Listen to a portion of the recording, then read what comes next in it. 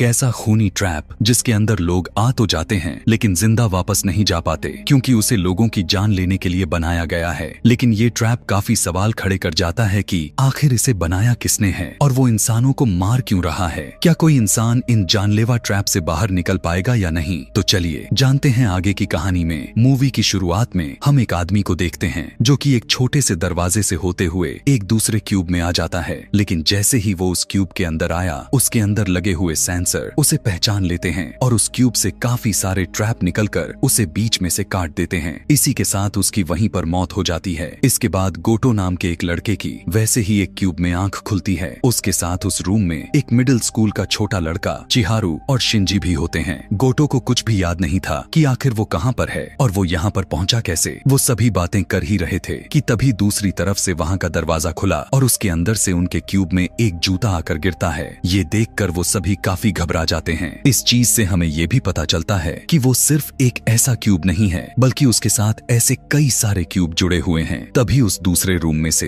Hiroshi नाम का आदमी उनके क्यूब में आ गया। शिंजी उसे इस क्यूब के बारे में पूछने की कोशिश करता है लेकिन वो उसका कोई भी जवाब नहीं देता और सीढ़ियों से ऊपर जाकर वहां का दरवाजा खोल देता है। जैसे ही वो दरवाजा खुला, उसके अंदर से उसी आदमी की लाश नीचे आकर गिरती है जिसे हमने मूवी की शुरुआत में देखा था। उसकी लाश देखकर वहां के सभी लोग काफी ज्यादा घबरा जाते हैं। इतने में ही एक दूसरा दरवाजा खुलता है और उनके क्यूब में असाको नाम की एक लड़की भी आ जाती है। इसके बाद शिंजी वहां से भागकर दूसरे क्यूब में जाने की कोशिश करता है लेकिन हिरोशी ने उसे वहीं पर रोक लिया। वो सबसे पहले अपना जूता उस रूम में डालता है क्योंकि ऐसा करके उसे उस क्यूब के ट्रैप के बारे में पता चल जाएगा। हिरोशी का जूता जैसे ही उस क्यूब में गिरा, उस क्यूब में लगे सेंसर उसे स्कैन कर लेते हैं और उस जूते को आग लग जाती है। फिर हिरोशी एक दूसरे क्यूब में अपना जूता डालता है लेकिन वहां पर कुछ भी नहीं था, इसलिए हिरोशी के पीछे पीछे सभी उस रूम में चले जाते हैं। वहां पर जाते ही असाको उन सब से उनका नाम पूछने लगती है।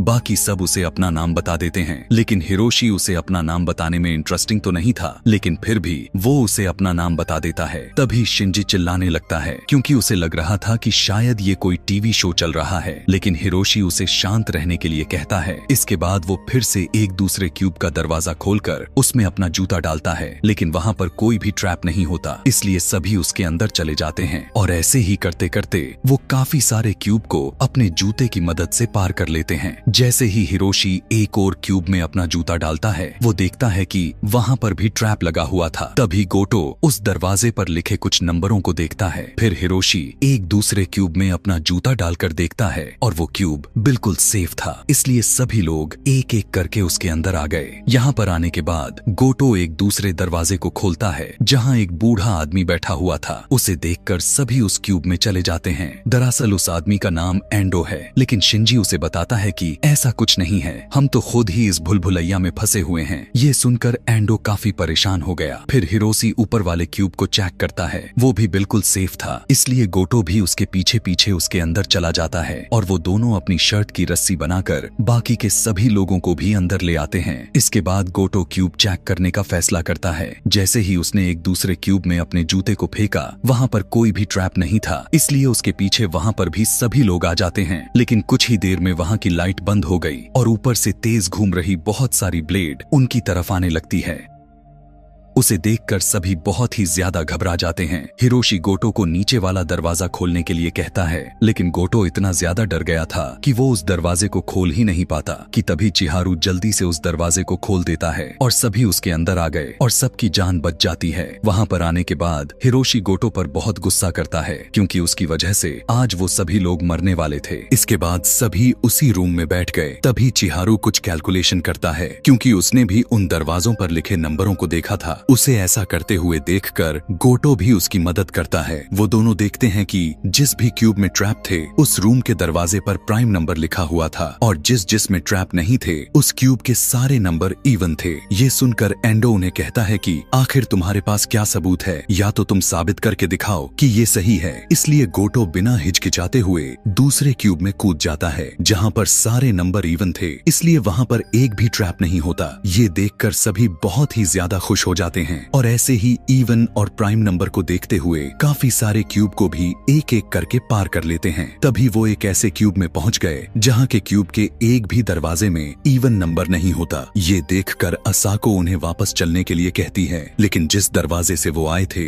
वो दरवाजा भी लॉक हो जाता है। ये देखकर गोटो फिर से उन दरवाजों के नंबर को देखने जाता है, लेकिन वहां पर कोई भी इवन नंबर नहीं होता। ये देखकर एंडो उस पर चिल्लाने लगता है कि तभी उसके चिल्लाने की साउंड से दूसरे क्यूब के लेजर एक्टिवेट हो जाते हैं। ये देखकर वो प्लान बनाते हैं कि वो बिना आवाज किए इस रूम से बाहर जाएंगे। सबसे पहले गोटो उस क्यूब में उतरता है और उसके पीछे पीछे सभी उस क्यूब में आ जाते हैं। उस क्यूब से होते हुए सभी दूसरे क्यूब में चले गए, पर जैसे ही एंडो आखिर में उस क्यूब में जा रहा था कि तभी ऊपर से शिंजी के जूते उस क्यूब में गिर जाते हैं और उन जूतों की आवाज से वहां के लेजर एक्टिवेट हो गए। लेकिन हिरोशी जल्दी से उसे अंदर ले लेता है, पर इसी बीच वो उस लेजर से जख्मी भी हो गया था। अंदर आकर वो शिंजी पर बहुत गुस्सा करता है क्योंकि वो उसकी वजह से मरने वाला था, पर हिरोशी उसे रोक लेता है। इसके बाद फिर से चिहारू उस क्यूब की दीवार पर क्यूब के नक्शे जैसी चीज बनाता है। उसे देखकर गोटो समझ गया था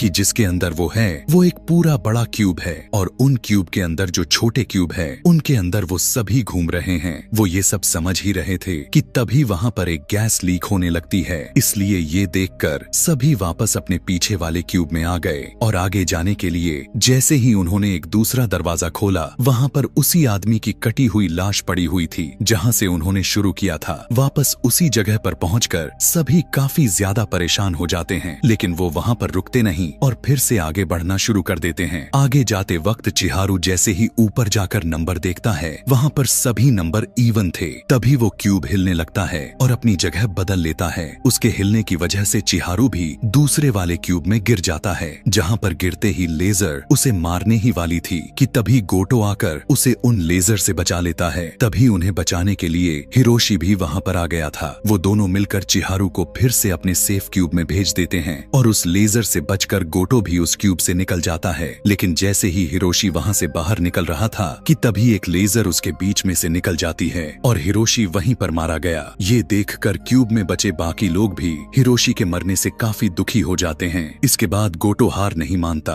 और फिर से अपनी कैलकुलेशन करने लग गया। काफी कोशिश करने के बाद वो क्यूब की वाई, एक्स और जेड डायमेंशन निकाल लेता है। वो सभी को बताता है कि शायद इसके बाद हमें 4 क्यूब को पार करना होगा। इसके बाद हमें वहां से बाहर निकलने का रास्ता मिल जाएगा। लेकिन इस बात का भी कोई पक्का सबूत नहीं था कि अगले 4 क्यूब को पार करने के बाद वो यहाँ से बाहर निकल जाएंगे, पर फिर भी वो आगे जाने का फैसला करते हैं। सभी लोग एक दूसरे क्यूब के नंबर देखकर उसके अंदर चले गए। वहाँ पर एंडो गोटो से कहता है कि मैं बहुत बुरा इंसान हूँ क्योंकि मैंने मेरी जिंदगी में काफी बुरे काम किए हैं और मुझे लगता है कि मैं यहाँ पर मेरे पापों का पश्चाताप करने के लिए हूँ। वो गोटो को ये सब बोल ही रहा था कि तभी वो क्यूब 2 हिस्सों में बट जाता है, जहाँ पर एंडो और शिंजी दोनों गोटो और बाकी 2 लोगों से अलग हो जाते हैं। उधर अब एंडो भी दूसरे क्यूब में चला गया और शिंजी भी उसके पीछे पीछे उसी क्यूब में चला जाता है। इधर गोटो भी उस क्यूब से दूसरे क्यूब में चला गया। वहाँ पर जाकर उसे एक लाइट स्कैन करती है और उसके सामने एक वीडियो चलने लगती है जिसके अंदर वो देखता है कि उसका छोटा भाई एक बिल्डिंग के ऊपर खड़ा था और कूदने ही वाला था कि तभी वहां पर गोटो भी आ जाता है। वो उसे काफी रोकने की कोशिश करता है, लेकिन उसका छोटा भाई अपनी जिंदगी से इतना ज्यादा तंग आ गया था कि वो गोटो के रोकने के बावजूद भी उस बिल्डिंग से कूद गया। ये देखकर गोटो उस क्यूब में बहुत ही जोर जोर से चिल्लाने लगता है क्योंकि ये उसकी जिंदगी की सबसे बुरी याद थी और वो इसे फिर से कभी भी देखना नहीं चाहता था। उसे ऐसा करते हुए देखकर चिहारू भी काफी ज्यादा घबरा जाता है। उधर फिर से हम एंडो और शिंजी को देखते हैं। दूसरे क्यूब में जाते वक्त उन दोनों में फिर से बहस हो जाती है। गुस्से में आकर शिंजी एंडो का मुंह उस दरवाजे के बीच में देकर बहुत मारता है, जिससे कि उसकी वहीं पर मौत हो जाती है और शिंजी अपना बदला भी ले लेता है क्योंकि वो काफी टाइम से एंडो को मारना चाहता था। इसके बाद हम फिर से गोटो को देखते हैं जो कि वहां से निकलने के लिए कैलकुलेशन कर रहा था। तभी उसके पास चिहारू भी आ जाता है। वो उसके पास आकर रोने लगा और उसे कहता है कि मैं जानता हूँ कि उसने खुद की जान क्यों ली थी। इतना कहने के बाद बाद वो नीचे का दरवाजा खोलकर वहां कूद जाता है, लेकिन इस बार गोटो शांत नहीं रहता। वो जल्दी से चिहारू के नीचे गिरने से पहले ही उसका हाथ पकड़ लेता है और वो देखता है कि उसके हाथ पर चोट के निशान थे। गोटो उसे ऊपर ले आया। चिहारू उसके गले लगकर बहुत रोता है, क्योंकि वो भी गोटो के भाई की तरह इस दुनिया से तंग आ गया था। बाहर के लोग उसे बहुत मारते थे। तभी असाको एक दरवाजा खोल देती है, जो कि उस क्यूब का आखिरी दरवाजा होता है। गोटो और चिहारू दोनों वहां से बाहर निकलने का रास्ता देखते हैं, लेकिन वहां पर दूर दूर तक कोई भी रास्ता नहीं था। उस ऊंचाई को नापने के लिए गोटो अपना जूता नीचे फेंकता है, जो कि पूरे 3 सेकंड में नीचे गिरता है। ये देखकर गोटो उस ऊंचाई की कैलकुलेशन करता है, जो कि 50 मीटर की ऊंचाई आ रही थी, यानी कि अगर वो वहां से कूदे तो मारे जाएंगे। तभी वहां पर वो एक मूविंग क्यूब देखते हैं और साथ ही थोड़ा दूर एक बाहर जाने के लिए रास्ता भी था। वो मूविंग क्यूब बार बार उस बाहर जाने वाले रास्ते के साथ जुड़ रहा था, इसलिए वो प्लान बनाते हैं कि अब उन्हें वहां से बाहर निकलने के लिए 999 वाले क्यूब तक पहुंचना होगा, तभी वो उस मूविंग क्यूब तक पहुंच पाएंगे। फिर अंदर क्यूब में खड़ी असाको उन्हें बताती है कि हमारे रास्ते में 999 क्यूब आया था, यानी कि अब हमें वापस जाकर उस क्यूब को ढूंढना होगा। इसलिए सभी उस क्यूब को ढूंढने के लिए वापस जाने लगते हैं। जैसे ही वो थोड़ा आगे गए, उन्हें शिंजी भी मिल जाता है। वो भी उन्हें देखकर बहुत ही ज्यादा खुश था, लेकिन एंडो उसके साथ नहीं था। ये देखकर गोटो उससे एंडो के बारे में पूछता है, जिस पर शिंजी भोला सा चेहरा बनाकर उसे कहता है कि वो तो एक क्यूब में ट्रैप होने के कारण मारा गया है। ये सुनकर गोटो काफी उदास हो जाता है, लेकिन चिहारू को शिंजी की ये बात सच नहीं लगती। इसके बाद वो दूसरे क्यूब में जाने लगते हैं। जैसे ही चिहारू क्यूब में जा रहा था, वो शिंजी से पूछता है कि बताओ एंडो के साथ क्या हुआ था, जिस पर शिंजी फिर से उसे वही जवाब देता है कि वो ट्रैप की वजह से मारा गया है। इसके बाद सभी दूसरे क्यूब में पहुंच जाते हैं। वहां पर जाते ही चिहारू गोटो को चुपके से बताता है कि शिंजी ने ही एंडो को मारा है। ये सुनकर गोटो बहुत ही ज्यादा हैरान हो गया। इतने में ही शिंजी उन्हें बताता है कि मैं जानबूझकर तुम्हें इस क्यूब में लाया हूँ। इस क्यूब के दरवाजे पर एक प्राइम नंबर था, मैंने तो तुम्हें झूठ बोला था। ये सुनते ही गोटो और चिहारू वहां से बाहर निकलने की कोशिश करते हैं, लेकिन शिंजी गोटो को नीचे गिरा देता है। अब शिंजी बहुत ही ज्यादा अजीब हरकतें कर रहा था। वो गोटो को कहता है कि मैं तो मरना ही चाहता हूँ और साथ में तुम्हें भी लेकर मरूंगा। दरअसल शिंजी बिल्कुल पागल हो गया था। वो उन्हें बताता है कि उसे भी बचपन में बहुत लोग तंग करते थे, इस वजह से आज वो ऐसा हो गया है। इतना कहते ही शिंजी गोटो को मारने लगता है। ये देखकर चिहारू आकर उसे रोकने की कोशिश करता है, लेकिन शिंजी उसे दीवार पर मारता है और फिर से गोटो का गला घोटने लगा। तभी वहां की लाइट बदल जाती है। अब दूसरी तरफ वाला क्यूब भी उस क्यूब से हटने लगा था। ये देखकर गोटो अपनी पूरी ताकत लगाकर शिंजी से खुद को छुड़ा लेता है कि तभी वहां का ट्रैप एक्टिवेट हो जाता है और शिंजी वहीं पर मारा गया। दूसरे क्यूब को जाते हुए देखकर गोटो जल्दी से चिहारू को उस दरवाजे के दूसरी तरफ भेज देता है, लेकिन वो खुद वहां पर नहीं जा पाता, क्योंकि अब उन दोनों क्यूब के बीच में काफी कम जगह बची थी। गोटो को ऐसे पीछे छोड़कर चिहारू बहुत रोता है, क्योंकि उसके अलावा उसे आज तक किसी ने भी नहीं समझा था। लेकिन असाको की आंख से एक भी आंसू नहीं निकलता। इसके बाद उनका क्यूब उस बाहर जाने वाले रास्ते से जाकर लग जाता है। जैसे ही चिहारू ने दरवाजा खोला, वो अपने सामने खुद की आजादी को देखता है। चिहारू उस क्यूब से उतरकर वहां से जाने लगता है, लेकिन असाको उसके साथ नहीं जाती और इतने में ही वो क्यूब फिर से उस दरवाजे से अलग हो गया। फिर हम गोटो को देखते हैं, जो कि अभी भी जिंदा था। तभी हम असाको को भी देखते हैं। दरअसल असाको एक रोबोट है, जिसकी आंखों में उन्हीं लोगों की तस्वीरें चल रही थी जो कि इस क्यूब से बाहर निकलने की कोशिश कर रहे थे। उधर फिर से उस क्यूब के अंदर काफी सारे लोग होते हैं, जिनके पास असाको बिल्कुल वैसे ही आती है जैसे वो पिछले ग्रुप के पास गई थी। यानी कि अब एक बार फिर से ये खूनी खेल शुरू होने वाला है। इसी के साथ ये मूवी यहीं पर खत्म हो जाती है। ऐसे ही और भी मूवी देखने के लिए चैनल को सब्सक्राइब करना ना भूलें। Thanks for watching.